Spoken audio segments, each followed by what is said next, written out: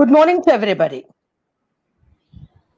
I welcome you all to the sixth day of our 7 days professional development and capacity building program organized by the Center for Women Empowerment and Women Studies of Manonmaniam Sundaranar University in collaboration with the Institute of Cost Accountants of India. The topic to be dealt with today is risk-based internal audit of banks. To Mr. Gombati Shankar to introduce the resource person of today. Thank you, Uma. So, to enlighten us with today's topic, we have with us CMA Chittaranjan Chattopadhyay. CMA Chittaranjan is a science and law graduate. He is a fellow member of the Institute of Cost Accountants of India, a certificate associate member of Indian Institute of Banking and qualification of Chartered Public Finance and Accounts from the Chartered Institute of Public Finance and Accountancy, UK. He is also a certificate holder of Rural Banking and Cooperative Management from IIBF. He has experience in various capacities in public sector banks for more than 38 years. He was chairman of the Eastern Indian Regional Council of the Institute of Cost Accountants of India and is also a founder member of Serampore chapter of the institute. He has brought out several publications on banking for the institute, which include 3 editions on risk-based internal audit of commercial banks, guidance note on concurrent audit of commercial banks, and internal audit of treasury functions of commercial banks. At present, he is the Central Council member of the Institute of Cost Accountants of India and chairman of Banking, Financial Services and Insurance Committee. He is a member of SAFA Committee on Education, Training and CPD. He has presented papers on risk-based internal audit in commercial banks in various institutions and organizations. I welcome you, sir. You can take over this session, sir. Thank you. Thank you very much. It's indeed a great privilege for me to be here today to present some of my thoughts on risk-based internal audit of banks. Respected organizers, Madam Rebati, and then Dr. Rebati, then Mr. Gomati Shankar, my good friend Mr. Rakesh, and I congratulate the MS University for holding this sort of capacity building program, which is really a need of the hour, particularly in this COVID-19 situation. I think this is an opportunity for the students, this is an opportunity for the members, this is an opportunity for the academicians, professionals to push their mind in the coming days, what is going to really have a very important aspects on the internal audit. And I congratulate the Internal Audit Assurance Standard Board Chairman, CMA Raju Iyer, sir, who is actually the architect of this program along with Mr. Rakesh Shankar. And I really congratulate the university for holding this series of program. In fact, I was supposed to attend other programs also, but due to my certain preoccupations for my institutional other programs, I couldn't do it. But of course, I'll be going through this YouTube recorded versions. And I'm sure in future also we'll be able to hold such programs in collaboration with the university. I congratulate the university again. Let me just start with it's a prelude that this risk-based internal audit of banks, basically we have to understand also risk-based management of the banks. But I must say that since the internal audit area encompasses a lot of issues which beyond the operation management, so I think this is one of the very aptly chosen topic today. So I'll be dealing with a lot of slides, but I will try to keep my discussions within the time, I assure. Let me start with that the first issue of the risk, when we think of it comes in such a way that what are the risk management concepts really we have. Risk management concept, we have to first know that we have already dealt with a lot of words in our day-to-day activities. Generally, risk starts from the very day of our childhood, when my mother tells, please take care. So the word take care is nothing but the mitigation of risk, and that is the risk management. And we have also heard gamble, speculation, adventure, business. So if we have a graph on that risk return, we'll find more the risk, more you return. That means there is a risk-return trade-off is there. But here in banking business, first of all, you have to understand why it is so much important, business and risk if we talked about. First, you have to think that Indian banking system is having a robust risk management system. But this risk management system, how it has emanated, let us start with this particular thought process, that the value is functionally associated with risk and return.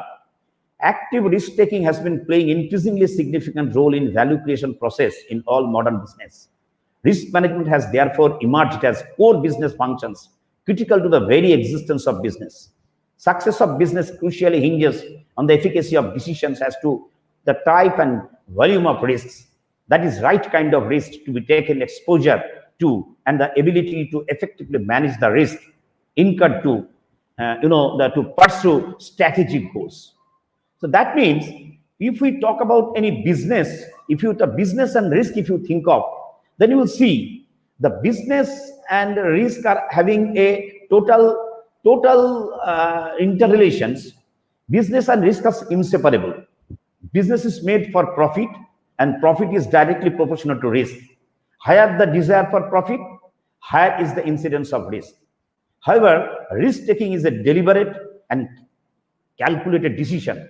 Therefore, phrase like outcome of fate or come what may, etc., don't find a place in the process of risk management. So, with this prelude, we can see that how the evolution of risk management practices are there. Risk management practices, if you see, it has started from the 1990, and then you see you will be having it should be having 1970s, 1980s, and 1990s.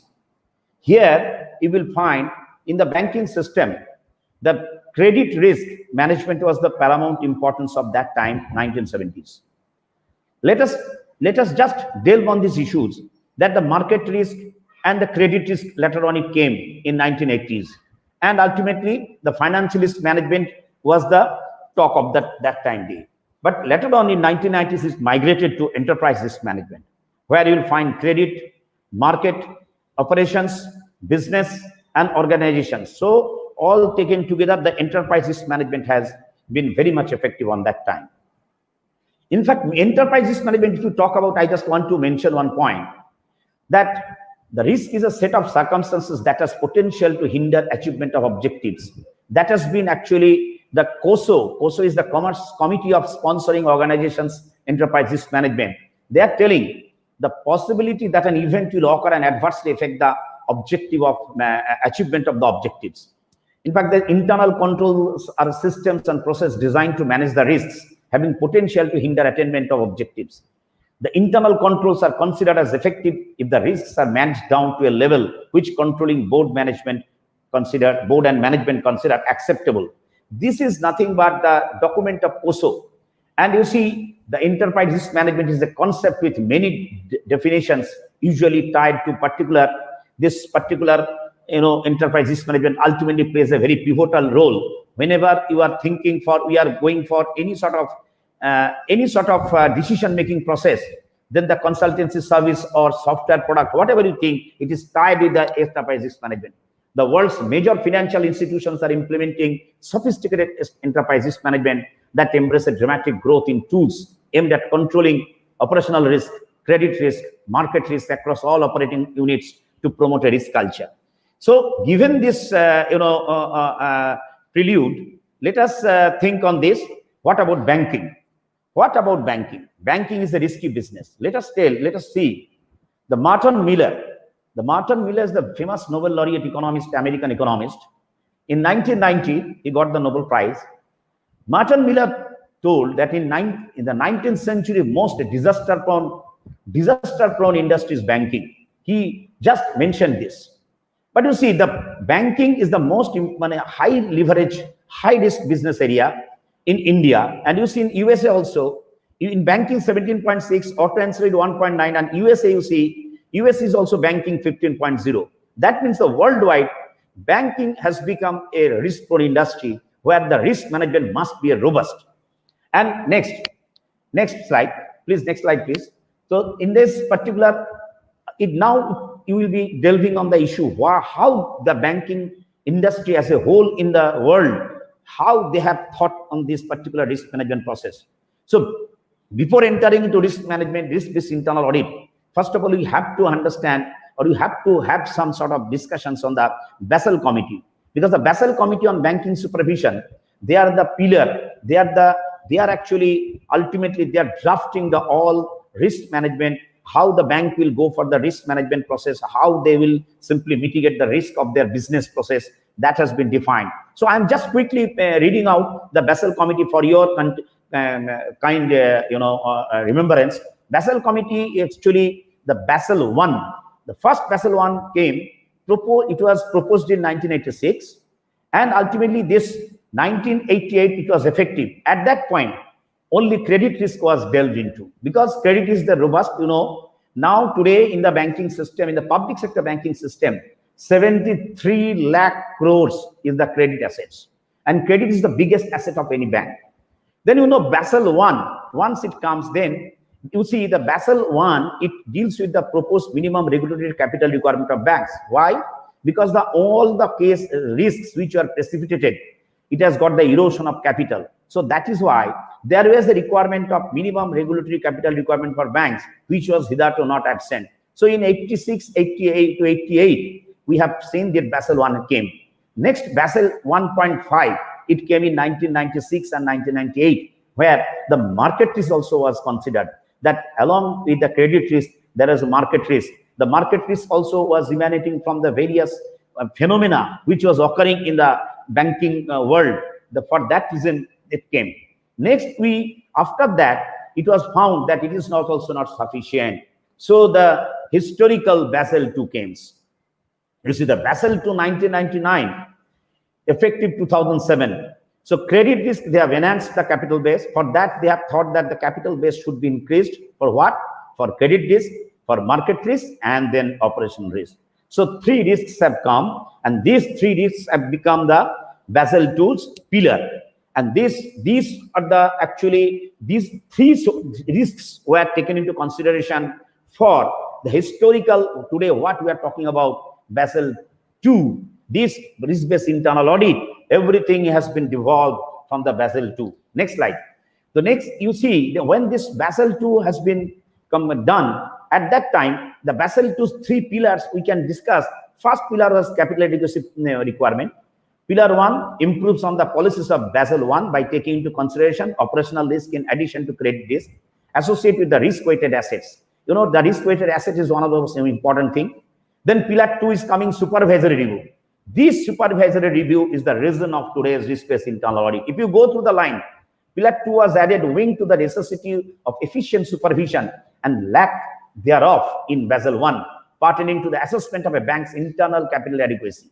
Under pillar 2, banks are obligated to assess the internal capital adequacy for covering. Please, Mr. Rakesh, please come to 14, number 14 only, previous pillar. Please there, keep it, because this is the main slide for today's discussions.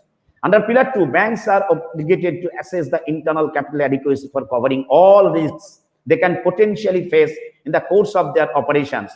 The supervisor is responsible for ascertaining whether the bank uses appropriate assessment approaches and covers all risks associated. So, ladies and gentlemen, this particular area has given a dramatic change in the whole banking audit system. The risk-based internal audit, the pillar is this particular supervisory review process, where you will find, I will be discussing the latter stage, that how this particular supervisory review process has emanated a robust risk management system in Indian banks. Next slide. So now you see the third is the market discipline. Pillar 3 aims to ensure market discipline by making it mandatory to disclose relevant market information. This is done to make sure that the users of financial information receive the relevant information to make informed trading decisions and ensure market discipline. That means Basel II has taken also the trading decisions so that the market discipline can also be ensured. Next, Basel II. Then you see the Basel II Accord. These are the pillars. What I wanted to put before you. The pillar 1 is minimum capital requirement. Pillar 2 is supervisory review. Pillar 3 is market discipline. Please remember these three pillars in your mind. Then you will find that the Indian banking system is based on these pillars. Now the Basel 3 has been Basel 2 to Basel 3 has been migrated. Why? Another risk has been taken care of. Not this is risk. It is due to the fact that it was found that the liquidity profile of the banking industry is being disturbed for certain difficulties in the financial crisis. As you know, a lot of financial crisis has been precipitated in the banking industry. For that, the further risk measures were taken: capital and liquidity. So liquidity measures has been taken in Basel 3. So Basel 3 is nothing but this is an extension of Basel 2, taking into consideration of the only liquidity aspects. Other aspects, whatever is there, the foundation stone has been laid down in Basel 2. Now let us come back. This Basel, why we have taken this matter in this particular discussions? Because Basel is the only framework for our reform process in our banking sector, how this management process has come emanated. The major reform measures in the banking sector, I am quickly looking into that: increased autonomy of banks on credit and investment decision, interest rate deregulation has occurred, marketization of government securities market has occurred, implementation of bank for international settlement norms on capital adequacy has already been done, classification of loan assets and recognition of income to be based on recovery. These are all in reform measures have been taken by the banking sector, keeping in line with the Basel II recommendations. Next, number 19 slide. You see, it is continuing the income recognition. This is another important area, that income recognition, assets classification, provisioning norm is to be applied even to government guaranteed accounts. Let me tell you, this before this Basel 2 or Basel, when this risk framework was implemented, before that, we didn't have that opportunity to understand any income recognition, asset classification. We don't have. We have only good account, bad account, like that. But now you see, the concept has totally changed after Basel 2. Investment portfolio consisting of various types of investment in trading books is to be marked to market. This has been another major reform. Then greater attention is to be given to asset liability management for identifying measures and managing interest rate risk, liquidity and forex risk. This is another measures have been taken by the bank and the banking system. And the most important, adoption of statistical risk management technique like value at risk, earning at risk in respect of balance sheet items which are susceptible to market risk, forex rate volatility and interest rate change, prescription of independent loan review mechanism, especially for large borrower account. So you can understand, Indian banking system has undergone a robust change. And you see, now risk-based internal audit in banks, why it is relevant. This is now very important, because after this, all this, this reforms measures in the banking sector, why it was felt that the risk-based internal audit is important in the banks? Because we had in our banking system statutory audit, we have our some internal inspections, we had in the banking system a lot of other audit process, but risk-based internal audit, which was supposed to be actually the internal inspection of the banks. Now, why the bank has migrated to risk-based internal audit in banks, that is to be understood, and why it is relevant, that is to be understood. And these are the main points through which, considering these facts, Indian banking system has migrated to risk-based internal audit. The cutthroat competition among banks have evolved a number of new financial instruments and markets. All these have increased, increased the gamut and magnitude of risk in banking sector. Growing integration of domestic markets with the global markets have increased the risks in banking operation and made it more complex. Introduction of Basel Capital Accord has necessitated maintenance of capital by banks in tune with the risks undertaken by it through the various operations. You see, the growing risks undertaken by the banks has been a concern for RBI. In order to sensitize banks about risks and its baneful effects on its sustainability, RBI issued an extensive guideline on risk management system in banks in the year 1999. Risk management was considered to be an important line management functions since then, which was supposed to focus on the areas such as identification of risk, monitoring and management of risks, development of policies and procedures, use of risk management models, etc. Since the risk management system was very vital for the long-term sustainability of the bank, its adequacy and effectiveness in terms of the total business activities undertaken by a bank was required to be judged and assessed by an independent body. Next. You see, this is continuing. The lot of areas are there. Progressive deregulations, liberalizations, and calibrated globalizations of financial sectors have imparted greater competitive spirit in the financial and banking space. Banks are gearing up with the strategy to grab more and more business to increase profits notwithstanding the compressive pressure on margin as sequel to increasing competition. This is one of the very important issues of competition. In the emerging scenario, process of economic value creation has been undergoing fundamental transformations. As I have just mentioned in my introductory note, active risk-taking has been playing increasingly significant role in the value creation process in the banks. Task of management of banks involves enormous uncertainty, scope, and complexities. So you can very well understand how this is going to be relevant. Next slide. You will see that all issues what I am discussing over here in the slides, these are the reasons for adoption of risk-based internal audit in banks. Risk management has thus emerged as the core business functions critical to the very existence of the banks. Effective, actionable, risk-based decision-making framework is needed to meet the challenges. In this backdrop, the quality of assurance expected by the boards has heightened to a significant extent as to the appropriateness, efficacy, and adequacy of the risk management process, design, and its functioning, and how effective are the controls and reporting system in place. RBIA is intended to provide the desired assurance by linking the internal audit to risk management system and process. So you can understand how much it has become so robust in the Indian banking system. And you see, Indian banking system, the RBI, the regulator, made a complete change in its supervisory approach. Instead of the traditional camel-based transactions-oriented approach of supervision, RBI introduced risk-based supervision that was supposed to assess the different business risks of the banks and the effectiveness of their control mechanism.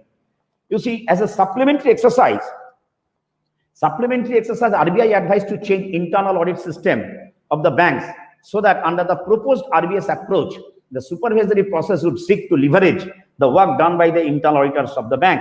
Let me tell you, this camel-based approach which was there camel actually on the capital adequacy, C was for capital adequacy, A for your asset quality of the bank, and M stands for management of the board bank, E stands for earning, N stands for liquidity, and S is your system and procedure. So all these camel-based transactions, actually it went through a change in the risk-based traditional camel-based oriented approach of supervision.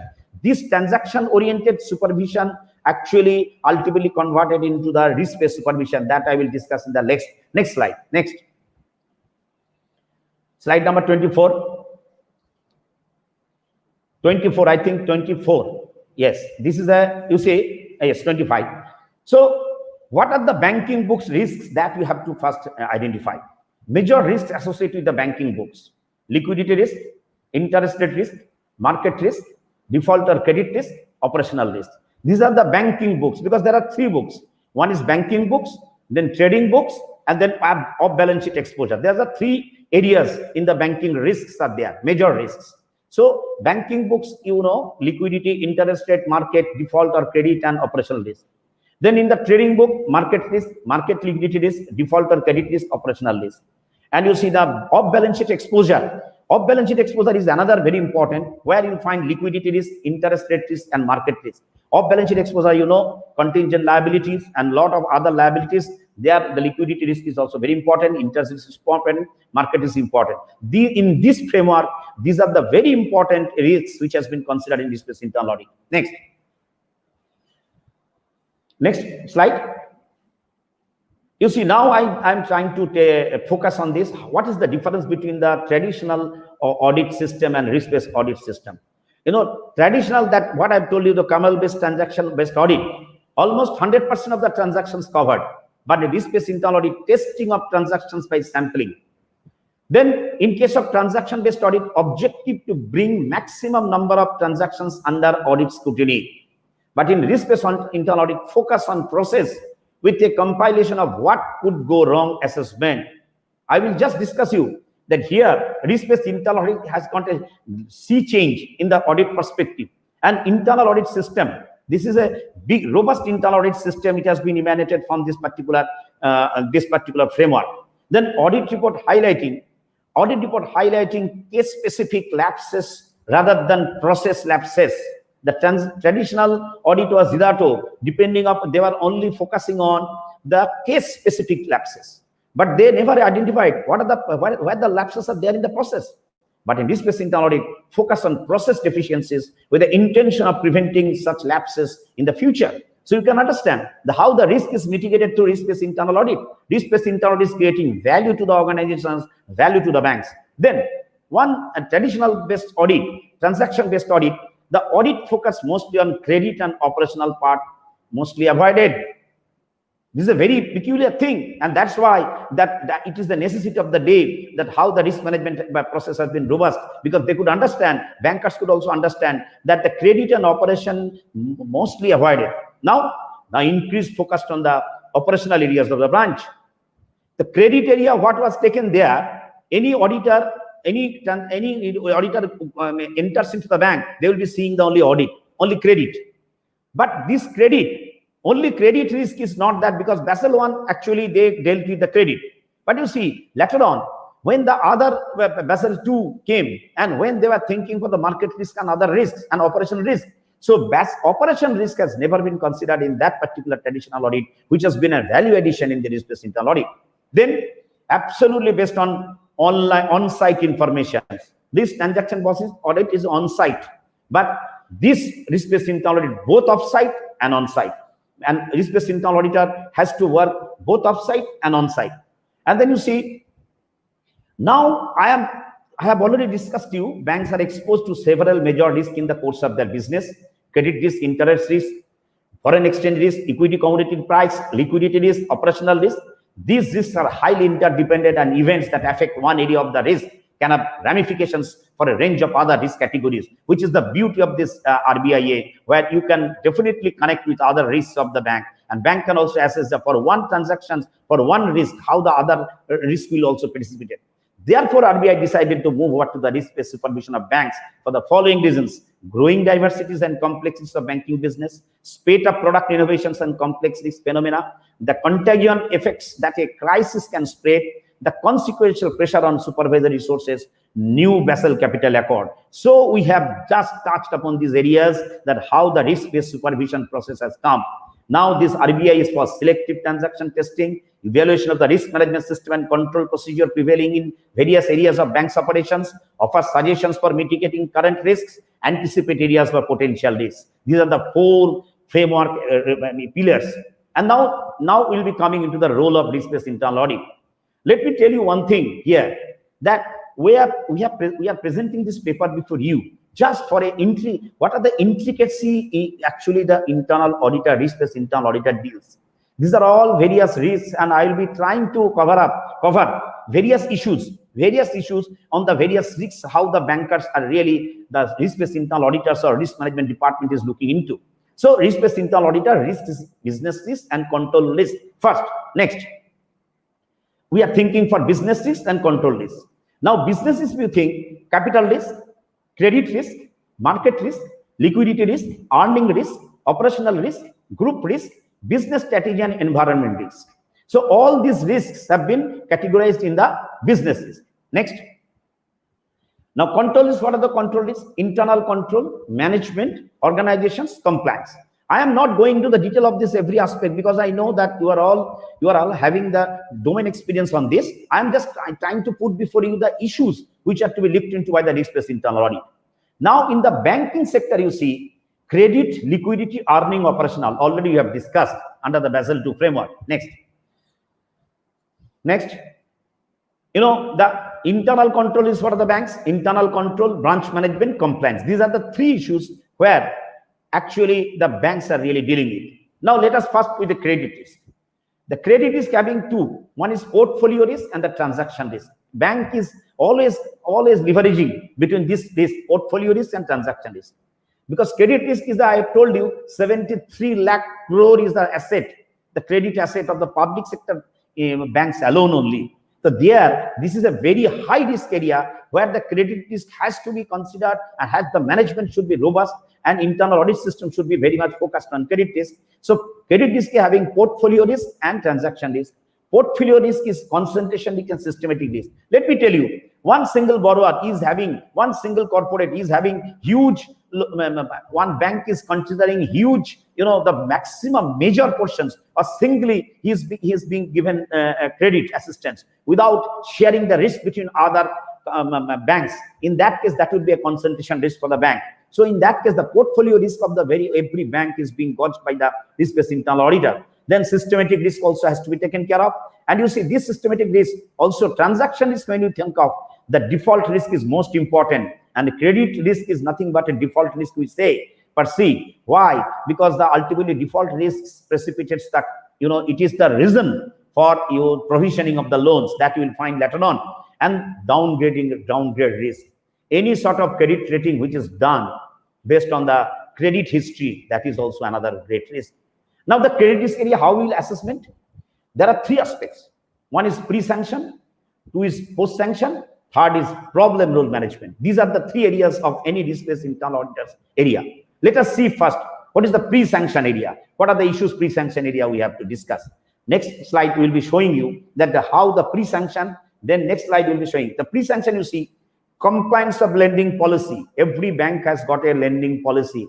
So risk-based internal auditors see that whether the compliance of lending policy is done by the branches. Adherence to exposure norms.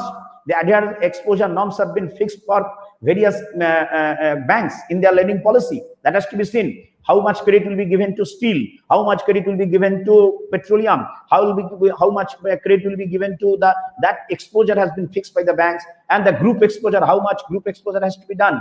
How much single exposure? That all will be here, and that should be also taken care of by the risk-based internal auditor. Then credit appraisal. Please, post. I am confining to pre-sanction, Mr. Rakesh. Please keep in pre-sanction. Please. Yes, you keep it, because actually everybody will feel interested, and they should be also having a very much good introspection on this area. Use of delegated powers. All the banks have given the delegated powers to the branches as per their scale. So naturally, we have to see as a risk-based internal auditor whether the delegated power has been exercised properly. What are the collaterals? Whether the collateral norms has been followed up by the branch. Execution of documents, whether it has been properly executed, whether documents are put in place in order, whether it is there or not. Then migration of credit risk. That is very important. That how any account has changed their credit risk has been migrated from say AA to A, or triple B to double B. So all this to be taken care of, and credit rating also this way. Next. So pre-sanction, everything has to be seen by the risk-based internal auditor, whether a pre-sanction issues have been complied, and it has been taken care of by the branches and by the head office also. Then your post-sanction. What are the issues of post-sanction? End use of fund, enforceability of documents, repayment of interest and installments in right amount and at right time, downward credit migration, etc. So post-sanction also lot of issues after the sanction has been done, whether the end use of fund after disbursement, whether the funds have been properly utilized or not, enforcement of documents has been done or not, repayment of interest instruments, whether it is going in a right track and right amount in the right time, and the downward credit migration, whether it is occurring or not. That means any account which is, if it is downward movement, that means that there are some problems. So risk-based internal auditor will go through the whole account, and you will see what are the reasons for this account going to be downward. Now the problem load management. Once you have done pre, after you have done post, then you will be having those assets where the loans are problematic in nature. As a risk-based internal auditor, he has to see classification of assets, whether it is standard, whether it is substandard, whether it is doubtful. That has to be classification of assets has to be done. Then identification of special mention account.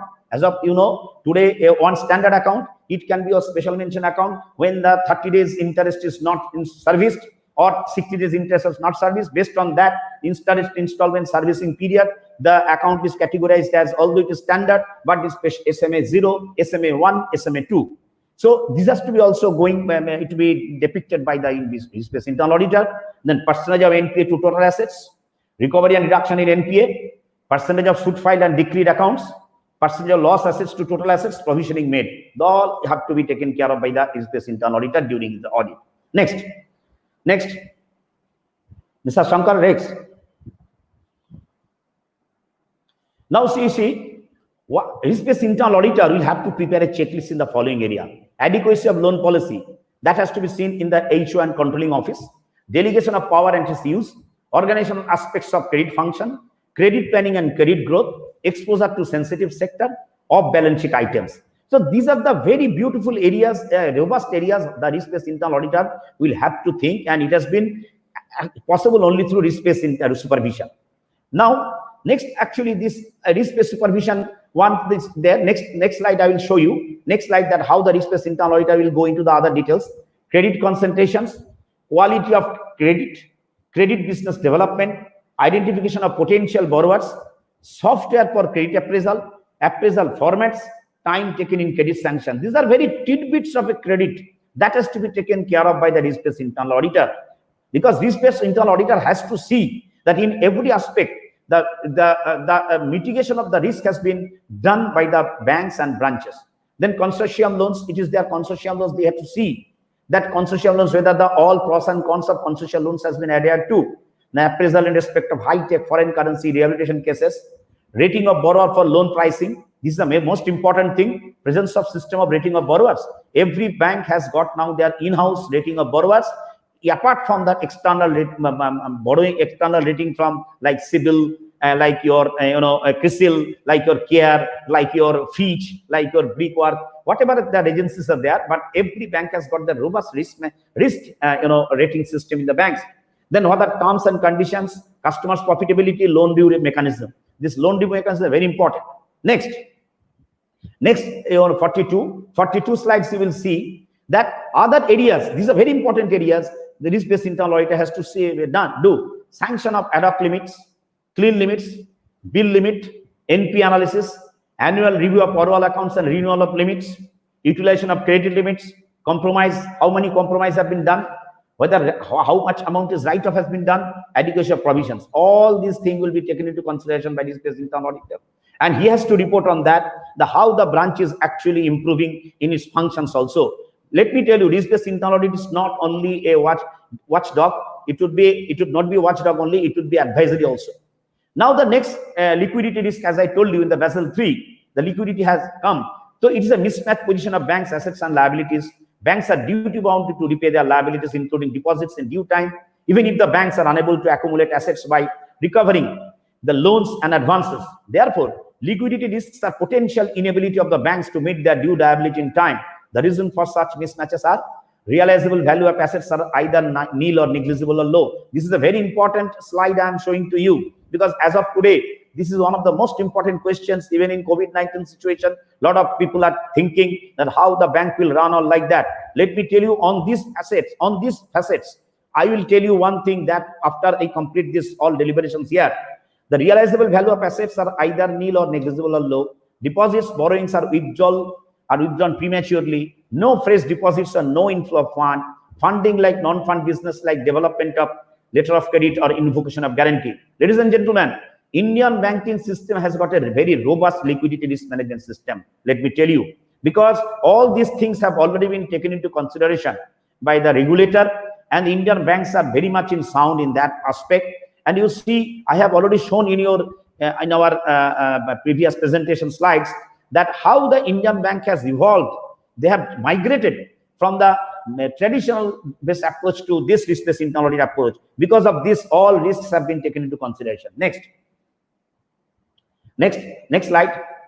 Now you see earning risk. Risk-based internal auditor shall pay attention to budget and profit planning, earning and expenses, earning quality and stability, fund cost and return. Next. I think these are all areas you can know. The cost of fund and corresponding return. You see, this is a very interesting slide. Deposit mix in quantity like savings, current, term, etc., and also in percentage of total deposits. It was never there in our previous internal audit system. The risk-based internal audit system has taken care of this. Target versus achievements, average cost of funds, that is interest paid to the depositors, proportionate share of operational costs related to deposits, comparison with average cost of fund at the corporate level. That means a risk-based internal auditor must have an analytical, diversified method of thinking and thought process he has to do. He cannot be only a traditional method. The earning and expenses thereafter be systematically judged. Just use, watch and see the wordings. These are very important. Systematically judged for analyzing the risk involved in each of the following areas.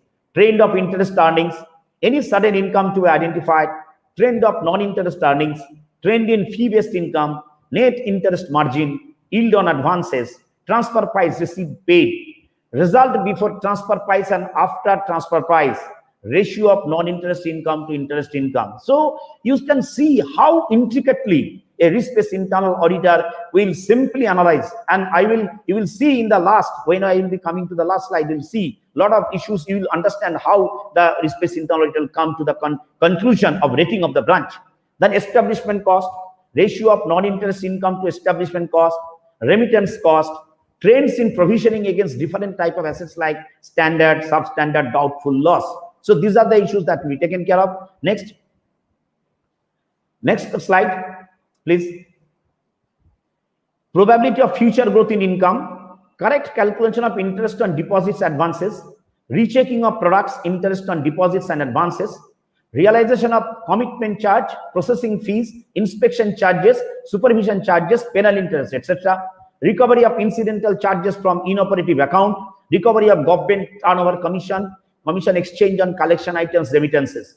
So you can see for the earning risk, that has to be very much critically taken care of by any, because ultimately banks have got their bottom line improved if their earning is very much, having no leakage of income and no leakage of, revenue is there. Income from miscellaneous service like locker, all areas have to be done. You see, income from miscellaneous service like locker, and you see standing instructions. If any person gives any standing instruction, bank takes some charge. That is to also seen by this internal auditor. Recovery of out-of-pocket expenses, realization of service tax, and that is now GST. It is a service tax. It's still in, but it is a GST. Realization of GST. Control over expenses, storage charges, safe custody charges of parcel received under IBC. You see, a lot of critical area, very critical area we have been that has to be taken into consideration by internal auditor. Earning from foreign business, recovery of overdue interest in bill purchase, bill discounting, CP, ABC, FBP, advance bill for collections, foreign bill purchase, check purchase, recovery from shadow register. Shadow register is that register where the interest is booked when the account has been considered to be NPA. A shadow register is maintained.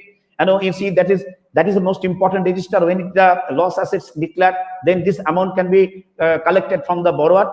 Correct applications of interest on deposits, improvement in profitability, maintenance of cash balance and bank balance, key income areas from individual loans, non-interest income, etc. So these are the very critical areas. All tidbits have to be taken into consideration by that. Possible threats to earning, that is to be also assessed. That is competition, rescission, fresh generation of NPA, wrong charging of interest, activity-specific problem, trend in productivity for employee. That is to be also taken care of by the risk-based internal auditor during his audit. Next slide. You see, the risk-based internal auditor will also look into maximum income generated from which area. They will see quality of assets in that particular area. What are the possible threats from the competitors? Whether correct and actual provisioning against NPAs have been done. The gap between rate-sensitive assets and rate-sensitive liabilities. Risk-based internal auditor will look into all these areas, and that is why this auditor is so important for a bank. RBIA is a very important organ of a bank, where the operational risk, when they will go for that, first they will see people risk. This is one of the most important risks in the bank, so far as the frauds, so far as the other commitment of the wrongdoings are done, for which bank has to make 100% provisions, So that is why the people risk has also been taken into consideration while assessing the operational risk of a branch. Process risk, within which the following risks are covered. What are the process risks? They will see transaction risk, operational control risk, model risk, technology risk, legal risk, reputation risk, and environment risk. You see, every risk here, I will just tell you, all these risks have been already, you will find in the book which has been done, prepared by the Institute of Cost Accountants of India. You will find this is a very robust book, that is risk-based internal audit of commercial banks. I request everyone to collect a book from the institute. And I think on the whole risk management system of the banks and risk-based internal audit, you will be seeing all these have been detailed discussions have been made. Since the time is a very, is a paucity here, I am just putting before you, what are the risks there. Now I am coming to process risk, you see. The risk-based internal auditor shall pay greater attention to the following aspects. Transaction risk, whether the branch maintains error and omission register, if so, whether it is authenticated by the supervisors, frequency of such occurrence, etc.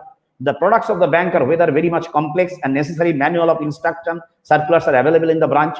All the transactions are tested and checked by the supervisor. Next. Please, next slide. And in the operational control list, the risk-based internal auditor will see whether credit portfolio is managed judiciously following the lending policy of the bank.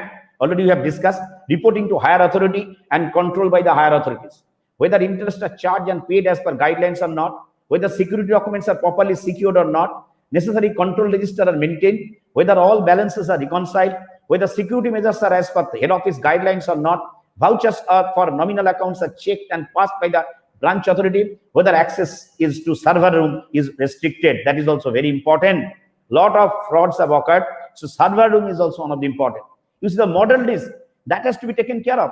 Models are generally constructed to capture the dynamic market conditions and its impact on assets, liabilities, and earnings. While developing model, it is necessary to define the expected movements of various parameters, including some of the macroeconomic aggregates. The model risk arises due to incorrect application definition of the relevant parameter, resulting in wide variation between model output and actual. Similarly, model risk can also arise due to basic errors in assumptions, data, etc. Bank, a risk-based internal auditor in HO level, they will see the what are the model which has been described by the which has been put in the it has been put in place before the branches, whether that model risk is definitely having whether it is error free or not.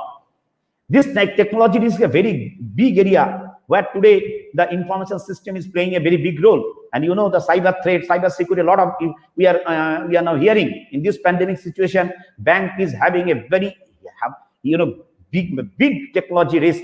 Technology, they are having a robust risk management system in technology risk. This is also a part of operational risk. A risk-based internal auditor has to look into the following areas. What are the areas?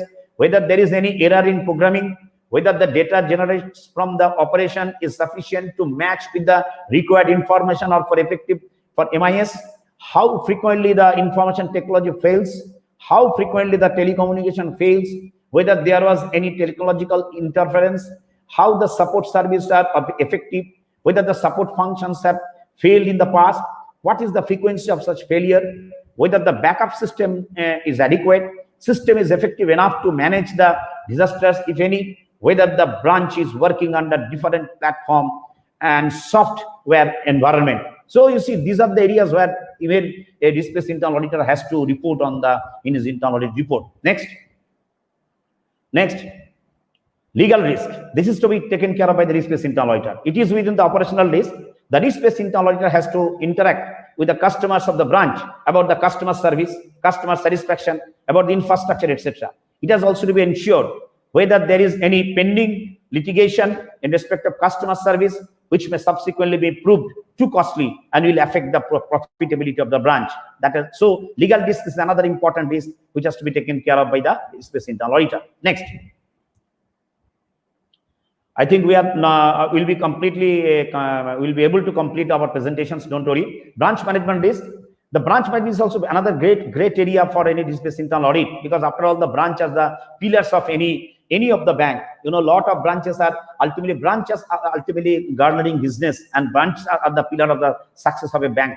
So whether the branch is aware of the RBIA policy of the bank, that is the most important thing. Whether branch is aware, whether the branch is aware of the activities that are carrying high risks, whether high risk eventualities are taking place very frequently, whether the branch is well conversant with the manual of instructions, circulars, guideline, etc., whether there was any fraudulent activity in the past, whether sufficient internal checks and control is exercised, whether compliance to statutory, regulatory, and control reports and returns are done timely and effectively. So the branch management risk has to be looked into by the internal audit in this way. Next, whether customer service is looked into very seriously so that there is a record of customer dissatisfaction. So they have to go through the record in the branch, whether there is any customer dissatisfaction or not, whether credit portfolio management is judicious, whether the business growth is significant, whether the earning is also justified. Everything has to be taken care of, and everything has to be reported by the risk-based internal auditor during his audit report. Next, the compliance risk. Compliance may be statutory, like payment of taxes, charges, etc., submission of reports and returns governed by the different statutes, etc. Regulatory compliances are responding to the requirements of RBI, like submission of statements to RBI, currency slip, DBS informations. These are all a very regulatory, like, so what has to be what has to be submitted to RBI. That has to be seen that whether the branches and head offices are doing this. Now, this ultimately of this, I have completed all the areas. Lot of maybe there are certain areas we could not deal with because of the paucity of time. Now I will be delving how the risk assessment has to be done.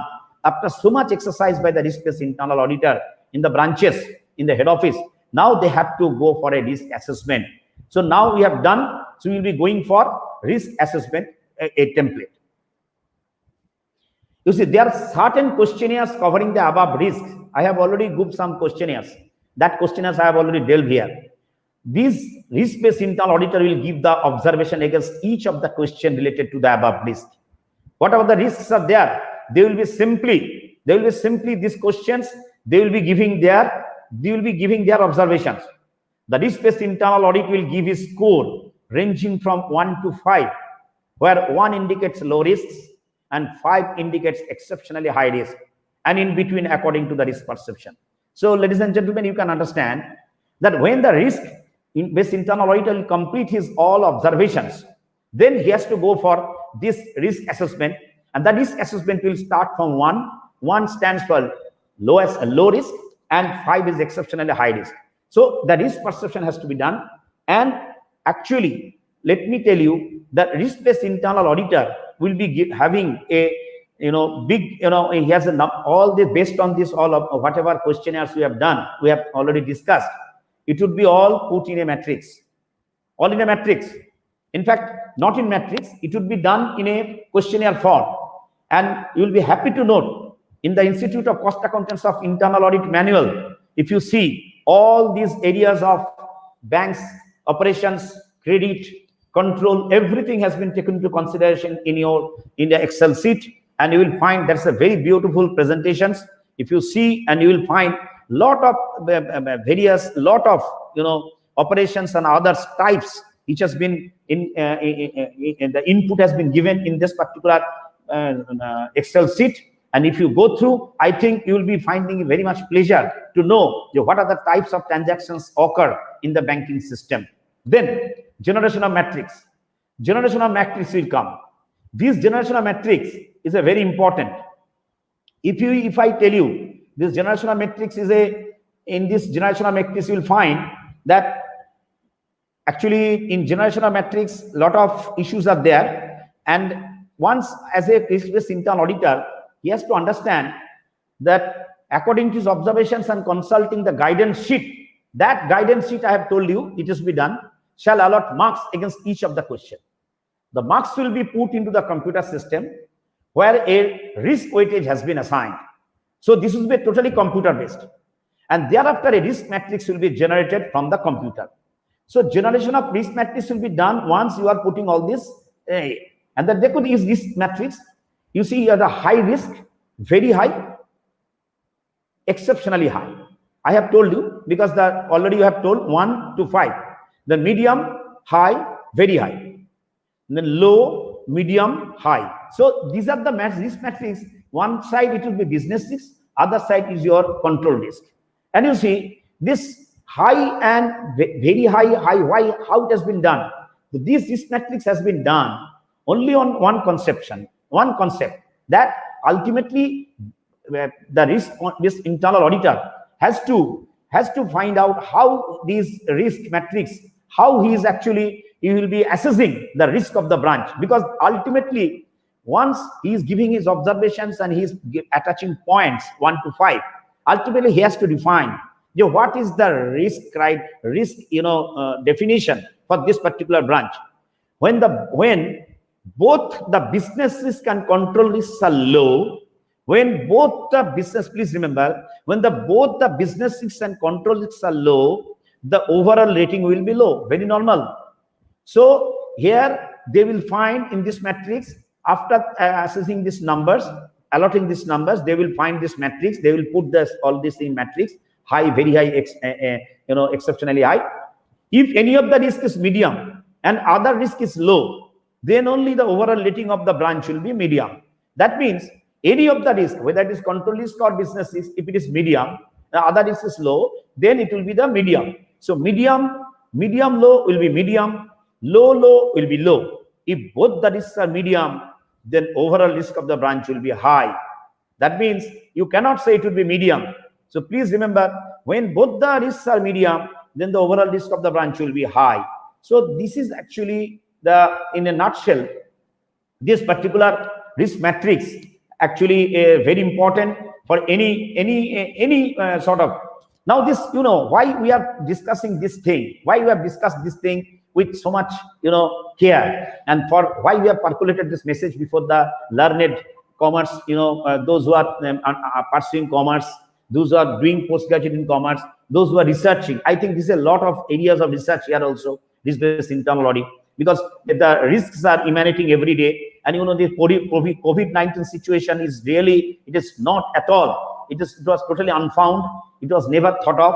Let me tell you, already Basel committee, they are also taking very serious of note. And in fact, it is being discussed in the economics of India that so much robust risk management system is there, and so much risk management is there. But now, what this matter, so much stringent norms have been done, whether the lending is being hampered or not, whether the 90 days norm, the NPA norms, whether this is justified or not. Although RBI has given so much relief measures, they have put a moratorium, but still it is being questioned by the economists of the country that whether we should have an India norm, Bharat norm. If this Basel norm should be converted into Bharat norm, that I am leaving before my all my learned here participants in this particular program.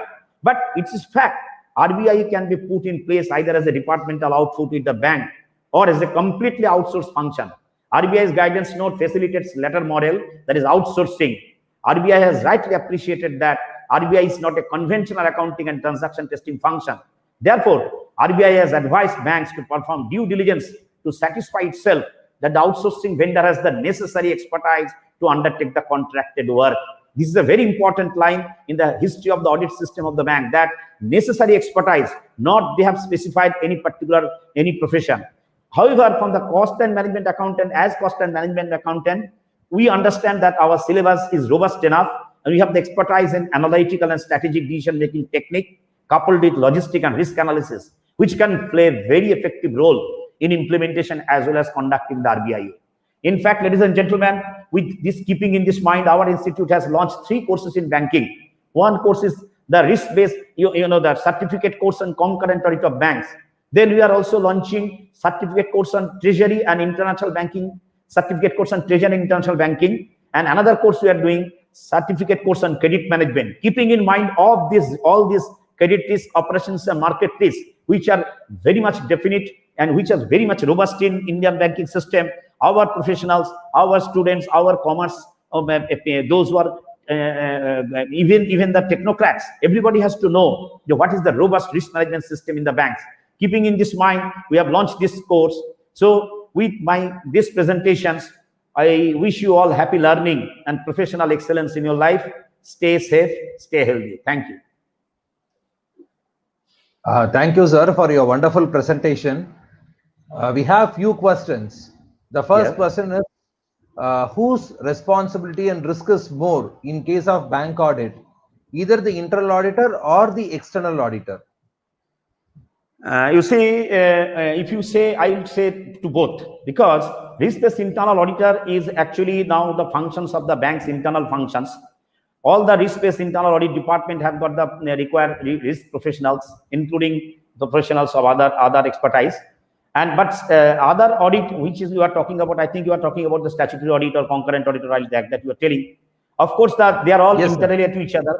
They are interrelated to each other. So when a statutory starts functioning in statutory audit, they have to also take care of this risk-based internal auditor, observations. So here, risk, who is more risk? It should not be rather till everybody is at the same level so far as their discharge of responsibility is concerned in the bank. Thank you, sir. Thank you for your elaborate presentation on the question. The next question is, how risk is pre-assessed and how it is pre-measured in case of corporate loans? And exactly. How it is getting reported in the internal audit report? I am telling you. Yes, I am telling you. This is actually, it's a very, this can be taken care of by one session itself. It's a very, very important issue that has been raised in this particular program.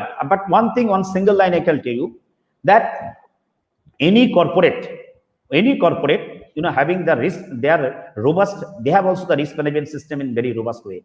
Every corporate, I have told you, the enterprise risk management is followed by the big corporate. It depends upon whether it is a small corporate or the big corporate. But I am telling you from my experience, all the corporates have their own risk management system.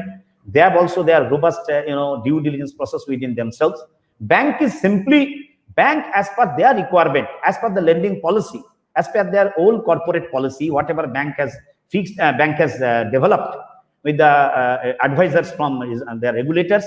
They have also developed some, risk, how to assess the risk of any corporate before choosing any corporate for doing loan. And there are a lot of due diligence processes are there.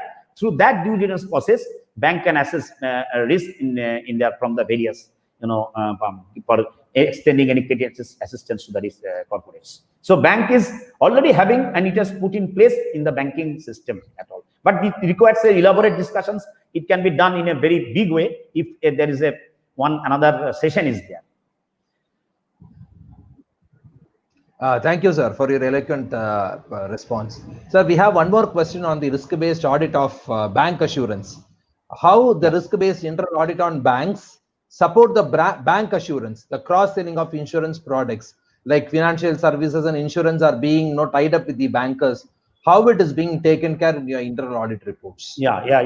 I have already discussed in the earning risk, model. In the earning risk, we have because this is one of the very cross-selling of the bank product is a very important area, and the bank is now resorting to this particular area. You will see many of the banks branch managers have been bestowed upon the responsibility of selling the various insurance products or like that, and many of the insurance companies are tying up with the banks for their product selling. In fact, I am telling you this has become also another matter in the risk-based internal audit, metrics. In the various questionnaires, that how the branch is really taking care of this particular selling of cross-selling product. There are a lot of issues where the risks are also involved. So in this particular area, because when we have discussed this, Basel Capital Accord has come, that time it has not to that extent this cross-selling has started. But now banks have formulated the risk, template based on this particular area, that cross-selling of product, what are the risks that should be taken care of, and risk-based internal auditor is supposed to adhere to those template whenever they will be going to assess the risk on that particular cross-selling of products. That will be done. Thank you, sir. One more final question on the NPAs. The NPAs are in the rise in India. Even though we have got a lot of risk mitigation measures, measures for NPA, we are yet to solve those issues. What is your insight on that? I profusely thank the participant who has raised this question, because I will be getting an opportunity to really ventilate my ideas here. From the Institute of Cost Accountants of India, you are also raising the same issue to the government and RBI. Let me tell you, one of the very, I understand this is a big gap in the Indian banking system. I think in our risk-based internal audit, you have never seen that in the template, the cost matters, the cost governance has never been depicted here. Let me tell you that days are coming when they have to take into consideration of the cost auditors' views, because 39 industries are covered under cost audit. But unfortunately, bankers are not taking care of any sort of information from the cost auditors. Because still today, and we have already presented to Reserve Bank of India and for the various banks, that unless you take the information shared by the cost auditor in the report, where the capacity utilizations, various input-output ratio matter, how the expenditure has been made, expenditure certified by cost accountant, lot of issues are discussed. And even the SWOT analysis has been done by the cost accountants in the cost auditor's report. Unfortunately, in the banking system, today still the bank has not got this sort of message from any authority or regulator that before you go for any risk assessment of any corporates, first you also go for due diligence with the cost auditor report. So in this particular forum also, I am requesting everybody should understand everything, and there's a scope of research also, how the cost informations will help the bankers to mitigate the risk, to get a pre-information. You see, now the Indian Bank Association has got a they have agency for specialized monitoring of accounts where the cost accountants are working, and they are in this particular area also. We are telling that any accounts, their cost information quarterly, which is available at least on 39 industries. Although our industries are not covered by the cost auditors, but days are coming. Now this Honorable Prime Minister's vocal for local to global. Definitely, I understand the cost accountant's role is going to be gaining more important. Cost management will go to for a havoc response, and I think Indian banks will also be they will not be far away to utilize this cost auditors report. So, cost auditor report, if it is utilized, I understand there will be definitely a reduction in NPA, and banks can really feel comfortable for this particular issue. I think I have been able to justify my answers to my participants' question. Yes, sir. Wonderful. And we are all excited with your answer. For the kind attention of participants, the participants can visit our website www.icmi.in. We have a separate tab for Banking and Financial Services Insurance Committee, where all the guidance notes for bank, risk audit for banks are available. So you can just log in with your name, email ID, and you can download it. It is free of cost. So you can download all the resource materials. You can share it with among your research community and students, so that the exchange of knowledge will happen. So over to Dr. B. Revati for vote of thanks.